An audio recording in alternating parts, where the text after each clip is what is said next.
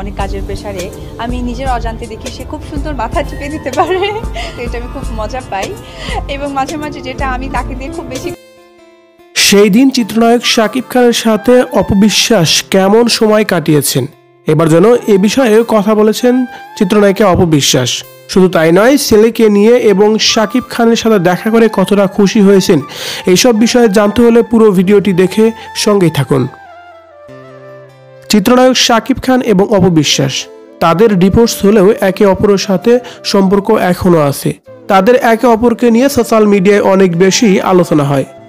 কদিন আগেই আব্রাহাম খান জয়ের জন্মদিন ছিল, আর সেই জন্মদিন উপলক্ষে অপবিশ্বাস শাকিব খানের বাসায় গিয়েছিলেন। শুধু তাই নয়, আব্রাহাম খান জয় এবং শাকিব খান সেই মুহূর্তে কেক কাটতেছিলেন, আর কেক কাটার কিছু ফটো অপবিশ্বাস তার ফেসবুকে আপলোড দিয়েছিলেন। আপলোড দিয়ে ক্যাপশনে কিন্তু অনেক ভালো কথাই বলেছেন শাকিব খানের নামে। তবে অপবিশ্বাস এখন বলছেন যে সেই মুহূর্তটা ছিল অনেক ভালো একটি মুহূর্ত। বাবা ছেলের মুহূর্ত দেখে অনেক বেশি খুশি হয়েছে আমি, আর আমি নিজেই ধারণ করেছি সেই মুহূর্তের কিছু দৃশ্য।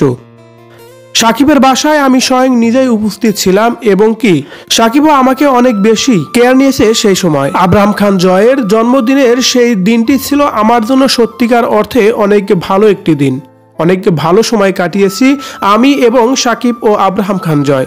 এভাবেই যেন শাকিব খানের নামে প্রশংসা করে কথাগুলো বলতেছিলেন অপবিশ্বাস। আর তাদের এমন দৃশ্য দেখে ভক্তবৃন্দরাও বিভিন্ন ধরনের মতামতি করছেন। কেউ বলছেন অপবিশ্বাস এবং শাকিব খান আবারও এক হয়ে গেছেন, তারা ভবিষ্যতে আবারও এক ছাদের নিচেই থাকবেন।